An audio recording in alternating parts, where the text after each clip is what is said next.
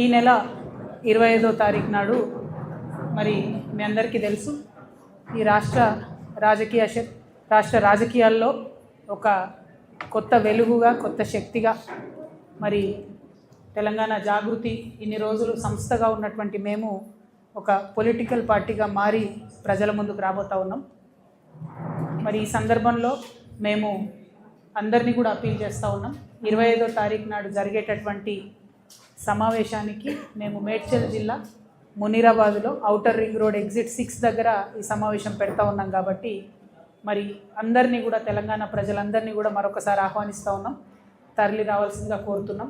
ప్రధానంగా ఉదయం పూట 10 గంటలకు ఉంది కాబట్టి మా జాగృతి కార్యకర్తలు అందరైతే తరలి వస్తారు. ప్రజలందరికీ కూడా ఓపెన్ ఇన్విటేషన్, ఆహ్వానం. కార్యకర్తలందరూ కూడా ఇప్పటికే చాలా ఉత్సాహంగా సిరిసిల్ల నుండి పాదయాత్రలు ప్రారంభమైనవి. మరి సిద్దిపేట, గజ్వేలు, నిజామాబాదు, నారాయణపేట ఈ అన్ని ప్రాంతాల నుంచి ట్రాక్టర్ ర్యాలీలు, పాదయాత్రలు, రకరకాల కార్యక్రమాలతో ఉత్సాహంగా తరలి రావడానికి కార్యకర్తలందరూ కూడా కదిలి వస్తూ ఉన్నారు. అదేవిధంగా మరి పోలీస్ వారు కూడా ఇప్పటికే అక్కడ మా గ్రౌండ్ దగ్గరికి, ఫంక్షన్ హాల్ దగ్గరికి వెళ్ళి కోఆర్డినేషన్ చేస్తూ ఉన్నారు. నేను డీజీపీ గారికి కూడా అప్పీల్ చేస్తూ ఉన్నాను, రాష్ట్ర వ్యాప్తంగా అన్ని జిల్లాల నుంచి, అన్ని నియోజకవర్గాల నుంచి తరలి వచ్చేటటువంటి మా వాహనాలన్నింటినీ కూడా ఎక్కడ దయచేసి ఇబ్బంది లేకుండా సహకరించాలని చెప్పి పోలీస్ మిత్రులందరినీ కూడా కోరుతూ ఉన్నాను. అదేవిధంగా ట్రాఫిక్కి సంబంధించి కూడా మరి మాకు ట్రాఫిక్ కమిటీ ఉంది, దానికి సంబంధించి కూడా ట్రాఫిక్ వాళ్ళతో కూడా కోఆర్డినేషన్ చేసుకుంటూ ఉన్నాము. ఎక్కడ కూడా జిల్లాల నుంచి వచ్చేటటువంటి ప్రజలకు ఇబ్బంది లేకుండా అన్ని రకాల ఏర్పాట్లు కూడా చేస్తూ ఉన్నాము. మరి ఇంకొక పక్క ఉత్సాహంగా మా పార్టీ నుండి అదేవిధంగా అనేక మంది అభిమానులు కూడా పెద్ద ఎత్తున ఏర్పాటు చేసుకునేటటువంటి పబ్లిసిటీ మెటీరియల్, కట్అవుట్స్, హోర్డింగ్స్ అన్నీ ఉంటాయి. వాటిని కూడా దయచేసి జిహెచ్ఎంసీ వాళ్ళని మేము రిక్వెస్ట్ చేస్తూ ఉన్నాం. ఒక మంచి కొత్త రాజకీయ పరిణామం ఈ రాష్ట్రంలో జరగబోతూ ఉంది కాబట్టి మాకు కొంత స్పేస్ ఇవ్వండి. ఒక 5-6 డేస్ మమ్మల్ని డిస్టర్బ్ చేయకుండా మా పబ్లిసిటీ మెటీరియల్ ఉండేటట్టు చూడండి. అఫీషియల్గా కూడా మీకు ఇదివరకే లెటర్స్ ఇచ్చున్నాం, మళ్ళీ కూడా ఇస్తాం. ఏదన్నా మేము ఫైన్ కట్టాలన్నా, ఏదైనా చేయాలన్నా, పే చేయాలన్నా కూడా అఫీషియల్గా పే చేసి చేస్తాం. కానీ కొత్తగా ఒక పార్టీ వస్తుంది కాబట్టి ఆ పబ్లిసిటీ మెటీరియల్ని కూడా డిస్టర్బ్ చేయకుండా దయచేసి ఉండాలని జిహెచ్ఎంసీ వారిని కూడా నేను అప్పీల్ చేస్తూ ఉన్నాను. అదేవిధంగా పెద్ద ఎత్తున తరలి వస్తున్నటువంటి విద్యార్థులకు, యువకులందరికీ కూడా నేను వెల్కమ్ చెప్తా ఉన్నాను. I also want to say that this will be a platform in our state which will give voice to the voiceless, the voices, the communities which were not represented till now. Let it be women, let it be differently abled people, let it be Gen Z, let it be transgenders. All of you will also find space. I particularly want to appeal to the Gen Z. They all believe, all these political parties believe that you are distracted by your screens. They believe that you are believing their misinformation. But this is a time, let us prove it to them. And let us use the same screens to spread the right kind of information, to empower the right kind of people, to give voice to the people who are voiceless. అదేవిధంగా మరి నేను రేపు RTC సమ్మె చేస్తున్నటువంటి మా అన్నదమ్ములకి సంపూర్ణంగా తెలంగాణ జాగృతి నుండి మద్దతు ప్రకటిస్తూ ఉన్నాను. ప్రభుత్వానికి కూడా మేము హెచ్చరిక చేస్తూ ఉన్నాం. నిన్న వరకు ఆర్టిసాన్స్ ఎవరైతే సమ్మె చేసినారో ఎలక్ట్రిసిటీ డిపార్ట్మెంట్లో వాళ్ళని బలవంతంగా మీరు వాళ్ళ గొంతు నొక్కి వారికి ఏమి సొల్యూషన్ ఇవ్వకుండా వాళ్ళతోని బెదిరించి మీరు సమ్మెను విరమింపజేసిండ్రు. ఇది కరెక్ట్ కాదు. ప్రజల యొక్క డిమాండ్లను అడ్రస్ చేయడం అన్నదే మంచి ప్రభుత్వం అయితే తప్పితే లేకపోతే ఇబ్బంది అవుతుంది. ఆర్టీసీ వాళ్ళు చేసేటటువంటి సమ్మెకు మాత్రం జాగృతి నుండి సంపూర్ణంగా సహకారం అందిస్తాం. అటువంటి పరిస్థితి తెచ్చుకోకుండా ఇమీడియట్గా ఆర్టీసీ వాళ్ళ సమస్యలు పరిష్కరించాలని కూడా ప్రభుత్వాన్ని నేను డిమాండ్ చేస్తూ ఉన్నాను.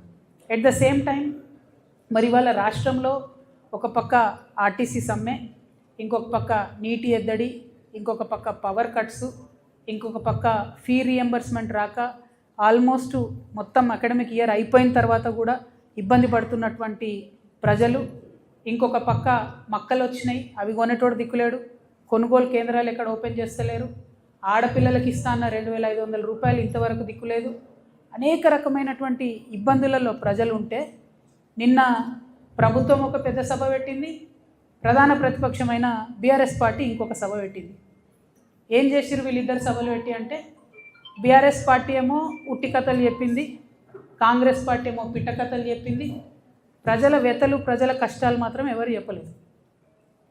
ఇక బీఆర్ఎస్ పార్టీ సభ అయితే జగిత్యాల్లో 75 సంవత్సరాల కురు వృద్ధుని రాజకీయ నాయకుడిని చేర్చుకొని, మరి ఈ సభతోని మీకే 25 సంవత్సరాలు తగ్గిపోయినాయి, మీరే నవయువకుడు, మీరే అద్భుతంగా రాజకీయం చేయాలని చెప్తే, మరి తెలంగాణలో ఉన్న యూత్ అంతా చచ్చిపోయినరా, బతుకున్నారా, వాళ్ళ ఫ్యూచర్ ఏంది, వాళ్ళ కథ ఏంది, నాకైతే అర్థమవుతుంది. అందుకే నేను ఇన్వైట్ చేస్తున్నా. నేను కొత్తగా పెట్టబోయే పార్టీలో యూత్కి మంచి అవకాశాలు ఉంటాయి కాబట్టి యంగ్ పార్టీగా ఉండేటటువంటి కొత్త చేంజ్ తీసుకొచ్చే పార్టీ వైపు ప్రజలు చూడాలని చెప్పి నేను రిక్వెస్ట్ చేస్తూ ఉన్నా. ఎట్ ద సేమ్ టైం మీరు బీఆర్ఎస్ పార్టీ పెట్టినటువంటి సభను అబ్జర్వ్ చేసినట్టయితే కేంద్ర ప్రభుత్వాన్ని పల్లెత్తు మాట అనలేదు. జాతీయ పార్టీని అని చెప్పుకునేటటువంటి పార్టీ ఇవాళ దేశవ్యాప్తంగా చర్చ అవుతున్న అంశం ఏంది? మహిళా బిల్లు, డీలిమిటేషన్. ఈ రెండిటి మీద కనీసం పల్లెత్తు మాట అనలేదు. ఆడబిడ్డలకు ఒక భరోసా ఇవ్వలేదు. రాజకీయంగా మీరు ముందుకు రావడానికి మేము నిలబడి ఉంటాం, మీకు అండగా ఉంటాం అనే భరోసా ఇవ్వలేదు. అంటే ఆ పార్టీల ఆడబిడ్డలకు ఎప్పుడు గౌరవం ఉండదు అనుకోండి, అది వేరే విషయం.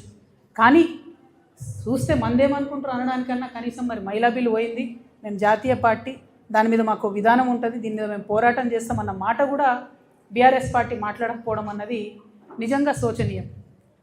ఇదైతే ఇంకొకటి ఏంటంటే గమ్మత్తు, ప్రజల్ని బ్లేమ్ చేయడం, ప్రజల్ని తప్పుపట్టడం. మా ఓటమికి మీరే కారణం, ఇక మీరు ఓటేసిరు, తప్పు దిక్కు మీరు అనుభవించండి అని ఒక పక్క ప్రజలను తప్పుపట్టడం, ఇంకొక పక్క రాజకీయ పునరేకీకరణ పేరుతోని ప్రజలను తప్పుదోవ పట్టించడం. ఎవరండి ఈ జీవన్ రెడ్డి గారు? ఆనాడు వైఎస్ రాజశేఖర రెడ్డి ఉన్నప్పుడు ఉద్యమం కోసం రాజీనామా చేసి ముందుకెళ్తే 2 సార్లు ఉద్యమ నాయకత్వం మీద పోటీ చేసిందే ఈ జీవన్ రెడ్డి గారు. పచ్చి తెలంగాణ వ్యతిరేకి. రాజశేఖర రెడ్డి ఉంటే చాలు నాకు తెలంగాణ ఎందుకన్న వ్యక్తిన. అంటే రాజకీయ పునరేకీకరణ పేరుతోని తెలంగాణ వ్యతిరేక శక్తుల్ని తీసుకొచ్చి తెలంగాణ పునర్నిర్మాణ యజ్ఞం చేస్తామని చెప్తే ఇక ఒక్కటే అర్థమైంది నాకు, 1000 ఏళ్ళైనా బీఆర్ఎస్ పార్టీ మారదు. తెలంగాణ ఉద్యమకారుల గురించి ఒక ఊసు లేదు, తెలంగాణ ఉద్యమకారుల గురించి ఒక మాట లేదు. కాంగ్రెస్ ప్రభుత్వం తెలంగాణ ఉద్యమకారుల్ని మోసం చేస్తూ కేకే కమిటీ వేస్తామని కాలయాపన చేస్తే ఒక్క మాట కనీసం బిచ్చమెత్తుకుంటున్నాడు ఉద్యమకారులు. రేపు భిక్షాటన చేస్తారట. అవమానం అనిపిస్తుంది, కళ్ళకి నీళ్ళు వస్తున్నాయి, దుఃఖం వస్తుంది. పిడికిలెత్తి పోరాడినటువంటి నా ఉద్యమకారుల అన్నదమ్ములు బిచ్చమెత్తుకుంటారు ఇవాళ రోడ్ల మీద. మరి ఏం పునరేకీకరణ? వైఎస్ రాజశేఖర రెడ్డి కావాలన్న వాళ్ళతో పునరేకీకరణ. తెలంగాణ ప్రజలు, ముఖ్యంగా తెలంగాణ మేధావులు ఆలోచించాలని నేను కోరుతా ఉన్నా. ఇక వీళ్ళు ఒక రకమైతే కాంగ్రెస్ పార్టీ పెద్ద సభ అధికారంలో ఉన్నారు, ఆర్భాటం హంగు, పెద్ద సభ పెట్టి ఏం మాట్లాడతారు వాళ్ళు? గుంటనక్క నిన్న ఢిల్లీ పోయింది, గుంటనక్క నిన్న ఢిల్లీ పోయింది. గుంపు మేస్త్రి ఏమంటాడు? ఆ గుంటనక్క ఢిల్లీకి ఎందుకు పోయిందో నాకు తెలుసు, ఆర్ఎస్ఎస్ పెద్దల్ని కలవడానికి పోయింది, కాళేశ్వరం కేసు లేదు అవుతుంది అందుకే పోయింది. నాకు సంపూర్ణంగా కోర్ట్స్ మీద విశ్వాసం ఉందండి, నాకు సంపూర్ణంగా కోర్ట్స్ మీద వాళ్ళ జడ్జిమెంట్ మీద విశ్వాసం ఉంది. కానీ ఒక ముఖ్యమంత్రి స్థాయిలో ఉన్న వ్యక్తి ఈ గుంటనక్క పోయి ఆర్ఎస్ఎస్ పెద్దల్ని కలుస్తుంది అని గుంటనక్కతో డీల్ మాట్లాడుతున్నా. ఏమంటుండు? నువ్వు చెప్తావా, నువ్వెవరు కలిసినావో నేను చెప్పాలనా? అరే నీకు తెలిస్తే నువ్వు చెప్పాలి కదా ప్రజలకు, నువ్వు ముఖ్యమంత్రివి కదా, నీకు బాధ్యత ఉంది కదా. అట్లా కాకుండా డీల్ మాట్లాడుతున్నాడు. నీకు తెలుసా, నాకు తెలుసు, నువ్వు ఎక్కడికి పోయినావో నేను చెప్తా. ఏం మాటలు ఇవి? అంటే ముఖ్యమంత్రి స్థాయిలో ఉన్నటువంటి వ్యక్తి కోర్టులలో ఉన్న తీర్పుల్ని ప్రభావితం చేయగలుగుతారు కొంతమంది అనేటటువంటి డైరెక్ట్గా మాట్లాడుతూ సంపూర్ణంగా రాజ్యాంగాన్ని, రాజ్యాంగబద్ధ సంస్థల్ని స్లైటన్ చేస్తూ ప్రజలకు ఏమాత్రం విశ్వాసం లేకుండా చేస్తున్నారు. అంతేకాకుండా ఏమంటాడు ఆయన? సేమ్ ఏదైతే ప్రజల పట్ల బీఆర్ఎస్ పార్టీ లెక్కలేనితనం ప్రదర్శిస్తుందో అదే లెక్కలేనితనాన్ని కూడా కాంగ్రెస్ పార్టీ ప్రదర్శిస్తే ఏమంటాడు ఆయన? నేను ప్రతిపక్షం లేకుండా చేస్తాను. నువ్వెవరు చేయడానికి? ప్రజలు కదా డిసైడ్ చేయాలి. ఎవరు ప్రతిపక్షంలో ఉంటారు, ఎవరు అధికారంలో ఉంటారు, ఎవరికే పాత్ర ఉంటుంది, ప్రజలు కదా డిసైడ్ చేయాలి. వచ్చే 10 ఏళ్ళు నేనే అధికారంలో ఉంటా, 7 ఏళ్ళు ఉంటావు. రైతు బంధా ఏడైచ్చినావు, రైతు భరోసా సీజన్ మొత్తం అయిపోయినాక ఇస్తారా? నిన్న కూడా 5 ఎకరాలకే ఇచ్చారు. ఏమి ఇచ్చిండని? మీరు ఎందుకు అధికారంలో ఉంటారు? ఇల్లు కూడా కొట్టినందుకు అధికారంలో ఉంటారా? 2 నెలల పాప చచ్చిపోతే మాట్లాడలేదని అధికారంలో ఉంటారా?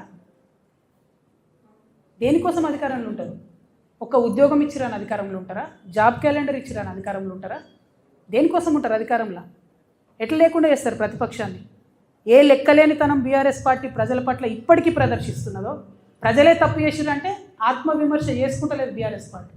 అందుకే అంటున్నాయి 1000 ఏళ్ళైనా బీఆర్ఎస్ పార్టీ మారదు, అదే తోవలో కాంగ్రెస్ పార్టీ కూడా పోతున్నది తప్పితే వేరే ఏం లేదు. వీళ్ళిద్దరూ తూకిత్తా అంటే తూకిత్తా, నేను సభ పెట్టినా, నేను పెద్ద సభ పెట్టినా, ఇది తప్పితే బల ప్రదర్శన తప్పితే ప్రజల గురించి మాట్లాడింది లేదు, ప్రజల కోసం ఆలోచించేది లేదు. డెఫినెట్గా మారాలి పాలిటిక్స్. దయచేసి పాలిటిక్స్ మారాలి, ప్రజల సెంట్రిక్గా పాలిటిక్స్ జరగాలి, నాయకుల సెంట్రిక్గా కాదు, పార్టీల సెంట్రిక్గా కాదు. ప్రజలకు ఏదైనా ఇబ్బంది ఉంటే దాన్ని అడ్రస్ చేసేటట్టు రాజకీయ నాయకత్వం ఉండాలి. దానికోసమే ఈ రాష్ట్రంలో కొత్త రాజకీయ శక్తిగా మేము ఆవిర్భవించబోతా ఉన్నాం 25వ తారీఖు నాడు. ప్రజలందరినీ నేను రిక్వెస్ట్ చేస్తూ ఉన్నా, దయచేసి కథలు రండి, తరలి రండి. ఒక ఆడబిడ్డగా నేను ఒక ప్రయత్నం చేద్దాం అనుకుంటున్నా, ఒక కొత్త తరహా రాజకీయం చేద్దాం అనుకుంటున్నా. ప్రజల కష్టాలు తీరేటట్టు, ప్రాబ్లం ఉంటే ఆహా ఉందా అని అక్నాలెడ్జ్మెంట్ కాదు, పరిష్కారం కోసం వెతికేటటువంటి పోరాట పటిమతో మీ దగ్గరికి వద్దాం అనుకుంటున్నా. ఒక ఆడబిడ్డగా వస్తున్నా, ఆశీర్వదించమని కోరుతూ సభను విజయవంతం చేయవలసిందిగా జాగృతి కార్యకర్తలకు, నాయకులకు పిలుపునిస్తూ యంగ్స్టర్స్కి, స్టూడెంట్స్కి, యూత్కి ప్రత్యేకించి వెల్కమ్ చెప్తూ సెలవు తీసుకుంటున్నాను. Thank you. జై తెలంగాణ, జై జాగృతి, జై తెలంగాణ.